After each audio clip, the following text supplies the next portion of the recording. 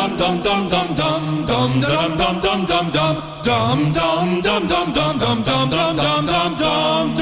back to the dumbest bill in America. We have, of course, with us Delegate Brian Chisholm. Good to be here. Welcome back, Brian. We're calling this Moore Misery, Brian, as in Governor Moore Misery. Why? Because Governor Moore is saying that everything that's happened in Maryland is someone else's fault, which is kind of what he always does. We have a clip from the governor who's basically saying that he's never been elected before and, he just wants to undo the status quo, even though he is the status quo because he's the incumbent. We have a clip, and here's Jake Tapper and the governor of Maryland on CNN. Here it is. So, as you know, Mayor Donnie says his candidates are writing a new chapter in the Democratic Party's history. He said voters are hungry for a new kind of politics. Republicans are pointing to these three candidates in New York, two of whom are Democratic socialists, and saying the Democratic Party is careening to the hard left. What do you think? How do you see it? Well, I mean, I'd say I'd look at the success that we had and the wild success that we had of the candidates that we endorsed in Maryland. Yeah. Right. I mean, and the thing that we all had in common was that not one of us were supporting or lifting up the status quo or party bosses, is that we were actually up here to defend the status quo. And whether that was the progressive legislator in Montgomery County or whether it was the prosecutor in Baltimore County, they don't share an ideology, but what they share is a focus and understanding that the status quo is not working for people. And so we were really zeroing in on saying, who is going to make sure they're addressing costs? Who actually has the political wills and the political chops to be able to make sure that we could address energy prices and all the other damages that we're seeing from the federal administration, but to know that we have to stop being a party of no and slow and start being a party of yes and now. So you're the governor of Maryland. I mean, aren't you kind of the status quo, or at least the Democratic establishment that you say people are voting against? No, because I mean, listen, I think people in my state know that when I first ran for office, I mean, I'd never run for a political office before in my life. I ran for governor because I came from a family that was used to suffering the consequences of policies, not from a family that's used to making the policies. And so I was elected as an outsider, and now I have governed the exact same way. And when I thought about who were the people that I wanted next to me, the people who I endorsed yesterday, they did not come from a specific wing of the political party. They did not come with an ideology as their operating function. They came as just simply saying, what are we going to do to disrupt the status quo and actually get things done for the people of Maryland? And I think that's why we had wild success last night. So, Brian, what do you think? I feel like Jake Tapper just made that look like a spaghetti western with all the edits that are in there. It's so chopped up. And then I found it ironic that he used the word success in there. Success and Maryland and Governor Moore should never all be in the same sentence, except for maybe lack of success. I mean, he is the status quo, right? Yep. He is the it says status quo in a dictionary. There's a picture of Wes Moore and a failure sign over top of his head.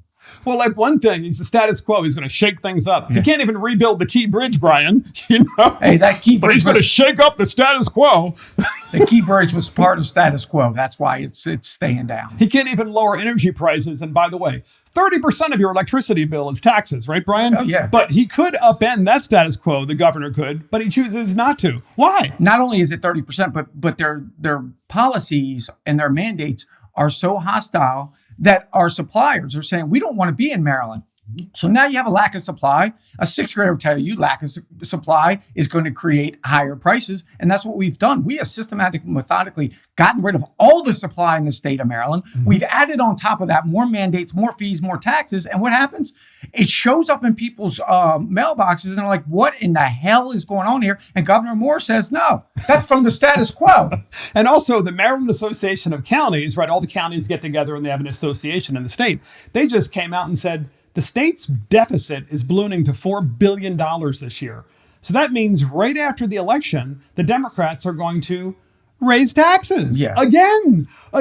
So this governor is blaming all of Maryland's problems on everyone else, and he can't even build a bridge. I mean, I know I keep saying that, but think about it. Like the basic function of government is to be able to do the basic things that make life work, like building bridges, keeping taxes low, helping people to stay in their homes so that they can afford to pay their electricity bill, car registration fees. Go ahead, Brian. I mean, let's call Larry Hogan status quo then. Status quo left him $5 billion, right? And then he blew through that, added another $3 billion. We had to cover that with all the fees and taxes you're talking about. Now we're projecting outwards of $4 billion next year. And this is coming from unbiased opinions, right? The people that are paid a lot of money to look at this because it's based on projected revenue. Projected revenue is not going to hit the number anywhere near what they thought. So how will the government create more revenue? Well, the smart government say, let's just get out of the way and let the private sector work. That's not how this unstatus quo government works, I guess. He says, no, let's add more taxes and fees and see what happens. Well, you and I both know what happens. Everybody leaves, they fall short, and sooner or later, we are out of money. And right now, we're looking at square in the face. You know, Brian, and podcast listeners, the Maryland Association of Counties, the guy that heads it, I mean, he's definitely left of center.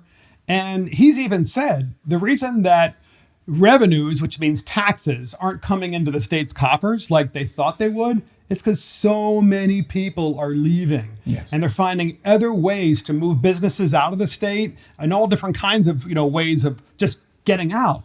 And so, I mean, Brian, I'm going to leave you with this and I want you to answer it. I mean, should people just plan to leave because they're going to raise $4 billion more of taxes after the election? Yeah. And unfortunately, we've been hearing this for years, right, Mark? And yes. And it's continuing. And when you talk about counties, I can tell you what's happening now is they play this shell game in Annapolis, right? Where they say, okay, we're going to pass these costs on to the counties. And that's why you're starting to hear even the left of center or even the left leaning counties saying, we can't handle this. They're sending teachers' pensions. No, you guys pay them now. We promised it, but you pay it. Yes. And so now it's coming down. And so I don't care. Nobody cares where the taxes are coming from. If you're living in Anne Arundel County, St. Mary's County, Calvert County, whatever it is, if the counties are now charging you more taxes and the state, because the state pushed that along and the state's increasing more, it doesn't matter who you're paying those taxes to. You can't afford it. And sooner or later, the beauty of the United States of America is we have the ability to get up and move.